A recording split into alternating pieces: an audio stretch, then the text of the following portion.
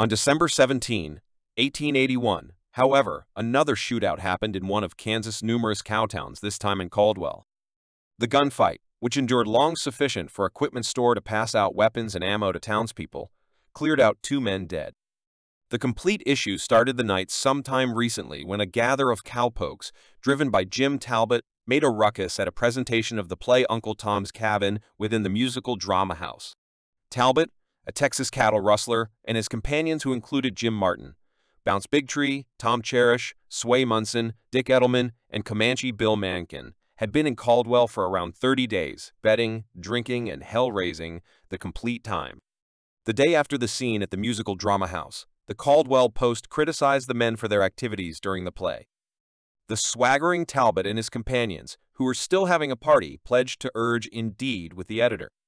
By this time, another man by the title of George Lances, a previous police officer and operator of a nearby move lobby, had joined the gather at Ren Moore's Cantina.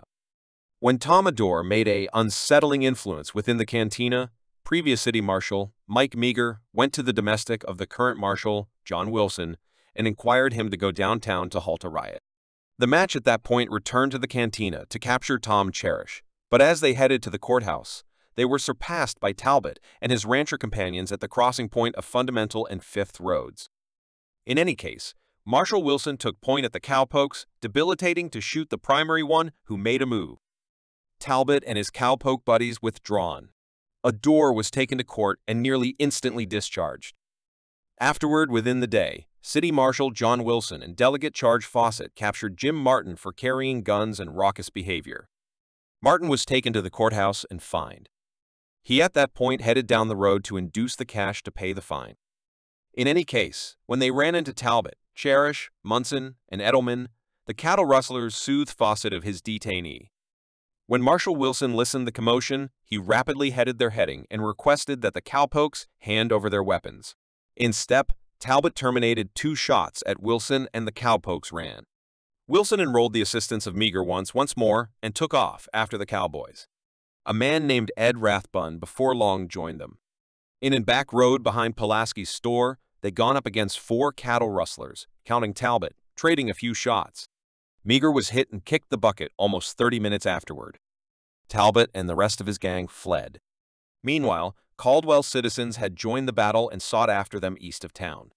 With bullets ruling on the escaping men, George Lances was shot and murdered. A running battle proceeded in a standoff for the another 12 miles until the pack part up and overseen to elude south to Indian region. In spite of the fact that more posses were shaped, they were incapable to discover the cattle rustlers.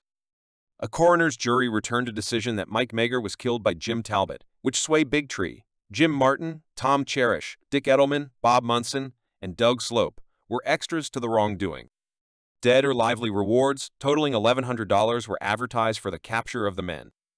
Afterward, Tom Love was captured, but on January 24, 1882, he was cleared. Adore went on to gotten to be a lawman, who would afterward offer assistance to track down Prohibit Charge Cook A.A.